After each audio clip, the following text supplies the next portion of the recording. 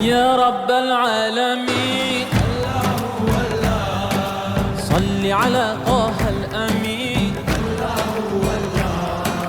في كل وقت وحين. السلام علیکم ورحمۃ اللہ وبرکاتہ۔ آج کی نشست میں انشاءاللہ العزیز آپ کے سامنے 27ویں پارے کی تلخیص ذکر کی جائے گی۔ 27ویں پارے کے شروع میں بتایا جا رہا ہے کہ حضرت ابراہیم علیہ السلام کی بارگاہ میں آنے والے کوئی انسان نہیں تھے، بلکہ یہ فرشتے تھے جو بشری شکل میں آئے تھے۔ اس کے بعد سورہ زاریات کی آیت نمبر 47 میں یہ ارشاد فرمایا جا رہا ہے کہ آسمان کو ہم نے اپنے دستے قدرت سے بنایا ہے اور اس کو ہم توسیع دیتے چلے جا رہے ہیں۔ اس حقیقت کو 20ویں صدی میں سائنس نے انسان کے سامنے رکھا، جبکہ قرآن نے اس کے متعلق پہلے ارشاد فرما دیا تھا۔ آسٹریلیا کی یونیورسٹی کے پروفیسر مسٹر پال نے کہا تھا کہ کائنات انتہائی باریک رفتار سے پھیل رہی ہے۔ اگر اس کی طے شدہ رفتار میں معمولی سی بھی کمی آ جائے تو یہ مقناطیسی قوت سے آپس میں مدغم ہو جائے، اور اگر اس کی رفتار میں تھوڑا سا بھی اضافہ ہو جائے کائنات کا مادہ فضا میں پھیل کر اپنا وجود کھو دے۔ اس کے بعد آیت نمبر 56 میں جنوں اور انسانوں کی مقصد تخلیق کو ذکر کیا گیا کہ ان کو صرف عبادت کے لیے پیدا کیا گیا ہے۔ 27ویں پارے کی پہلی سورت الطور ہے، یہ مکی صورت ہے، اس کے 2 رکوع اور 49 آیات ہیں۔ ترتیب مصحف کے اعتبار سے 52 نمبر ہے اور ترتیب نزول کے اعتبار سے اس کا سورت کا نمبر 75 ہے۔ اس سورت کا نام اس کی پہلے لفظ سے لیا گیا ہے۔ اس سورت میں اللہ رب العالمین کی اٹل عذاب کا ذکر کیا گیا کہ جب اس کا فیصلہ ہو جاتا ہے تو اس کو کوئی ٹال نہیں سکتا۔ اس کے آیت نمبر 21 میں اہل جنت کو جو اللہ رب العالمین کی طرف سے جو نعمتیں راحتیں عطا ہونی ہیں ان کا ذکر کیا گیا، اور آیت نمبر 33 میں کفار کی طرف سے الزام کو ذکر کیا جا رہا ہے کہ وہ کہتے ہیں کہ قرآن کو مصطفیٰ کریم صلی اللہ علیہ وسلم اپنی طرف گھڑ کے پیش کرتے ہیں۔ ارشاد فرمایا گیا اگر وہ اپنے دعوے میں سچی ہیں تو قرآن کی مثل کوئی چیز لے کے آئیں۔ اس کے بعد آیت نمبر 35 میں فرمایا گیا ہے کہ یہ کفار لوگ بغیر کسی سبب کے پیدا کر دیے گئے ہیں یا وہ خود ہی اپنے خالق ہیں، اور کہا گیا کہ یہ لوگ آسمان پر چڑھنے کی باتیں جو کرتے ہیں اور بالائی کائنات کی باتیں سننے کی جو باتیں کرتے ہیں، فرمایا گیا کہ کیا انہوں نے آسمان پر سیڑھیاں لگائی ہوئی ہیں؟ اگر ایسی کوئی بات ہے تو دلیل لے کے آئیں۔ اس کے بعد سورہ نجم ہے، یہ مکی صورت ہے، اس کے 3 رکوع 63 آیات ہیں۔ ترتیب مصحف کے اعتبار سے اس کا نمبر 53 ہے اور ترتیب نزول کے اعتبار سے اس سورت کا نمبر 23 ہے۔ نجم عربی میں ستارے کو کہتے ہیں، چونکہ اس سورت کی پہلی آیت میں ستارے کی قسم کھائی گئی ہے، اس سے مناسبت سے اس سورت کا نام نجم رکھ دیا گیا ہے۔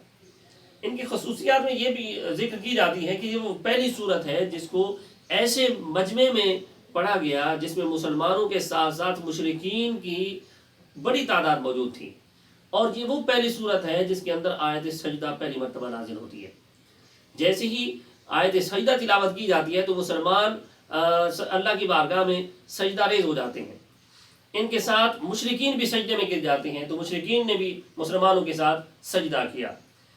اس سورت کے شروع میں ارشاد فرمایا جا رہا ہے کہ یہ مشرکین جو کہتے ہیں کہ قرآن کو مصطفیٰ کریم صلی اللہ علیہ وسلم از خود بنا لیا انہوں نے، تو اللہ رب العالمین نے ارشاد فرمایا وہ اپنی خواہش سے کلام نہیں کرتے، جو ان پر وحی کی جاتی ہے وہ صرف وہی کلام کرتے ہیں۔ اس کے بعد اس سورت کی ابتدائی 8 آیات میں حضور نبی اکرم صلی اللہ علیہ وسلم کا سفر معراج ذکر کیا گیا، جس میں مصطفیٰ کریم صلی اللہ علیہ وسلم کو قرب خاص عطا فرمایا گیا۔ اس کا بیان اس سورت کے اندر ابتدائی 8 آیات میں موجود ہے۔ آیت نمبر 21 میں اللہ کی بیٹیاں ثابت کرنے کا رد کیا گیا ہے، اور سورہ نجم کی آیت نمبر 32 میں اللہ رب العالمین نے ارشاد فرمایا جو لوگ گناہوں سے بچتے رہتے ہیں انہیں مغفرت کی بشارت ہے، اور آیت نمبر 38 میں فرمایا گیا کسی کے گناہ کا بوجھ کسی دوسرے پر نہیں ڈالا جائے گا، جس شخص نے جو کیا ہوگا اس کا جواب وہی دے گا اور اس کا بدلہ ضرور دے گا۔ آیت نمبر 42 میں اللہ رب العالمین کی صفات کریمہ اور قوت حاکمہ کا ذکر کیا جا رہا ہے، اور فرمایا گیا کہ انسان نے آخر کار اپنے رب کے پاس پہنچنا ہی ہے۔ آخر میں فرمایا گیا اللہ رب العالمین کے لیے سجدہ کرو، اسی کی عبادت کرو۔ آگے سورت قمر ہے، یہ مکی صورت ہے، اس کے 3 رکوع 55 آیات ہیں۔ ترتیب مصحف کے اعتبار سے اس کا نمبر 54 ہے اور ترتیب نزول کے اعتبار سے اس کا نمبر 37 ہے۔ یہ سورت اس وقت نازل ہوتی ہے جب مصطفیٰ کریم صلی اللہ علیہ وسلم نے چاند کے 2 ٹکڑے کرنے کا معجزہ دکھایا تھا، اس لیے اس واقعے کی مناسبت سے اس سورت کا نام قمر رکھا گیا ہے۔ اس سورت کے شروع میں فرمایا گیا کہ قیامت قریب آ گئی ہے، اور چاند دو ٹکڑے ہو گیا ہے۔ کافروں کے بارے میں ارشاد فرمایا گیا کہ جب یہ کوئی نشانی دیکھتے ہیں تو منہ پھیر لیتے ہیں اور کہتے ہیں کہ یہ تو کھلا جادو ہے۔ شق القمر کا واقعہ تقریباً 8 سن نبوی میں ہوا تھا۔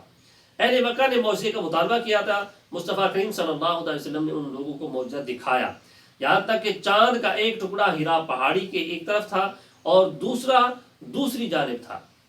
یہ واقعہ بخاری، مسلم، سنن ابو داؤد اور دیگر کتب حدیث کے اندر اور سیرت کی کتابوں کے اندر موجود ہے۔ اس صورت میں اللہ رب العالمین نے 4 مرتبہ تکرار در تکرار ارشاد فرمایا، ہم نے قرآن کو نصیحت حاصل کرنے کے لیے آسان کر دیا ہے، تو ہے کوئی نصیحت قبول کرنے والا؟ اس کے بعد آیت نمبر 49 میں فرمایا گیا کہ ہر چھوٹی بڑی بات صحائف میں لکھی ہوئی ہے، اور آخر میں متقین کے لیے جنت میں نعمتوں کا بیان بھی کیا گیا ہے۔ آگے سورۃ رحمان ہے، یہ مدنی سورت ہے، اس کے 3 رکوع 78 آیات ہے۔ ترتیب مصحف کے اعتبار سے اس کا نمبر 55 ہے، جبکہ ترتیب نزول کے اعتبار سے اس کا نمبر 97 ہے۔ اس سورت کا نام اس کی پہلے لفظ سے لیا گیا ہے۔ سورت میں بیک وقت انسانوں اور جنات کو صراحت کے ساتھ مخاطب کر کے فرمایا گیا ہے کہ دونوں کو اللہ رب العالمین کی بے شمار نعمتیں یاد دلائی گئی ہیں اور بار بار یاد دلائی گئی ہیں، اور جو کائنات ان کو دی گئی ہیں، جو کائنات میں پھیلی ہوئی ہے، اور بار بار اس فکر کو دہرایا گیا ہے۔ حضرت علی مرتضیٰ رضی اللہ تعالیٰ سے روایت ہے کہ مصطفیٰ کریم صلی اللہ تعالیٰ وسلم نے ارشاد فرمایا کہ ہر چیز کی ایک دلہن ہوتی ہے، قرآن کی دلہن سورۃ رحمان ہے۔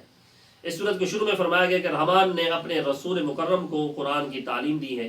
آیت نمبر 6 میں فرمایا گیا کہ اللہ رب العالمین نے سورج اور چاند کو غیر مرئی نظام کے تحت چلا رکھا ہے۔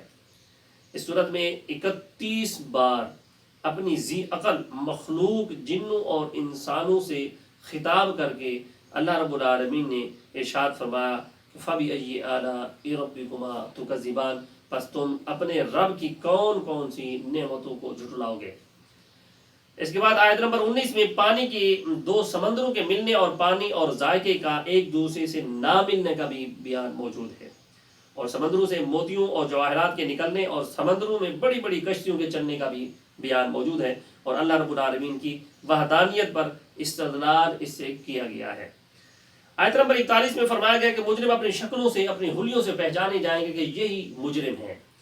اس کے بعد آیت نمبر 33 میں فرمایا گیا کہ اے جن و انس، اگر تم زمین و آسمان کے کناروں سے نکل بھی جاؤ تو یاد رکھنا وہاں بھی رب کی سلطنت کو پاؤ گے۔ سب رب کے نظام کے تحت چل رہے ہیں، اور رب کی نعمتوں کا ذکر کرنے کے بعد ارشاد فرمایا جا رہا ہے کہ احسان کا بدلہ احسان ہے۔ آگے سورہ واقعہ ہے، یہ مکی صورت ہے، 3 رکوع اس کے اور 96 آیات ہیں۔ ترتیب مصحف کے اعتبار سے اس کے نمبر 56 ہے، اور ترتیب نزول کے اعتبار سے اس کا نمبر 46 ہے۔ اس سورت کا نام اس کی پہلی آیت سے لیا گیا ہے کہ اذا وقعت الواقعہ، اور اس واقعہ سے مراد آخرت کا واقعہ ہے۔ اور آیت نمبر 46 میں فرمایا گیا کہ جب قیامت آئے گی تو زمین میں زلزلہ آ جائے گا اور پہاڑ ریزہ ریزہ ہو جائیں گے، اور پھر جو لوگ حساب کتاب کے لیے پیش ہوں گے ان کی 3 قسمیں بیان کی گئی ہیں۔ ایک قسم اصحاب المیمنہ، دوسرا السابقون المقربون، تیسری قسم اصحاب المشأمہ۔ اصحاب المیمنہ سے مراد اہل سعادت اور خیر والے لوگ ہیں۔ السابقون المقربون سے مراد نیکی میں سب سے سبقت لے جانے والے لوگ ہیں، اور تیسری اصحاب المشأمہ، یہ بد نصیب لوگ اہل جہنم۔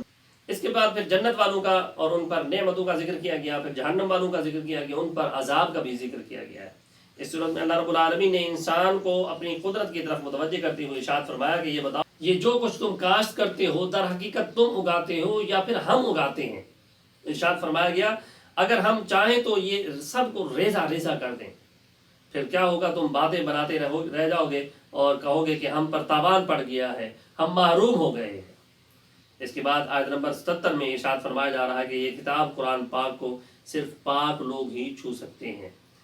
آیت نمبر 83 میں ارشاد فرمایا گیا کہ روح کے نکلنے کے وقت مرنے والے اور مرنے والے کے ساتھ جو لوگ ٹھہرے ہوتے ہیں ان کی بے بسی کو ذکر کیا گیا ہے، اور ارشاد فرمایا گیا ہے اگر ان لوگوں میں قوت ہے، ان میں طاقت ہے تو نکلنے والی روح کو واپس لوٹائے، روک کے دکھائے۔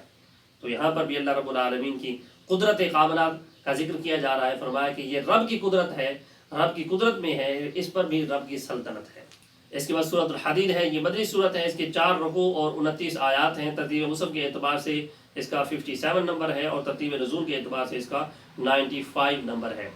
اس سورت کی آیت نمبر 25 میں حدید کا ذکر کیا گیا ہے۔ حدید عربی میں لوہے کو کہتے ہیں۔ اس واقعے کی مناسبت سے اس سورت کا نام حدید رکھا گیا ہے۔ اس سورت کو شروع میں اللہ رب العالمین نے اپنی قدرت کی نشانیوں کا ذکر فرمایا ہے، اور آیت نمبر 7 میں انفاق فی سبیل اللہ کی ترغیب اور انفاق فی سبیل اللہ کرنے والوں کی تعریف کی ہے، اور آیت نمبر 10 میں صحابہ کرام کی عظمت بیان کی گئی ہے، اور ارشاد فرمایا گیا تم میں سے کوئی مسلمان بھی صحابہ کرام کے برابر نہیں ہو سکتا۔ اور آیت نمبر 12 میں ارشاد فرمایا گیا کہ میدان حشر میں مومنین مرد اور مومنات عورتوں کی ایک امتیازی شان بیان کی گئی کہ قیامت کے روز ان کا نور ان کے سامنے اور ان کے دائیں طرف چمکتا ہوا نظر آئے گا۔ آیت نمبر 25 میں فرمایا گیا کہ ہم نے رسولوں کو قوی دلال کے ساتھ بھیجا ہے، اور فرمایا گیا کہ ہم نے لوہا نازل کیا ہے جس میں سخت قوت ہے، اور اس میں انسانوں کے لیے کئی فوائد رکھے ہیں۔ آیت نمبر 27 میں فرمایا گیا کہ رہبانیت سے منع کیا گیا ہے، اور عیسیٰ علیہ السلام کے پیروکاروں نے جو رہبانیت اختیار کر لی تھی وہ از خود انہوں نے اختیار کر لی تھی، ان کو حکم نہیں ہوا تھا، اور اس سے منع کیا گیا ہے، اور اسلام کے اندر بھی اس کو منع کیا گیا ہے۔ اور آخر میں اللہ رب العالمین کے فضل و کرم کا ذکر کیا گیا ہے۔ آج کی نشست میں اتنا ہی۔ اللہ کی بارگاہ میں دعا ہے کہ رب کریم ہم سب کو قرآن سیکھنے سکھانے اس پر عمل کرنے کی توفیق عطا فرمائے۔ اللہم نور قلوبنا بالقرآن وزین يا رب العالمين صل على طه الأمين في كل وقت وحين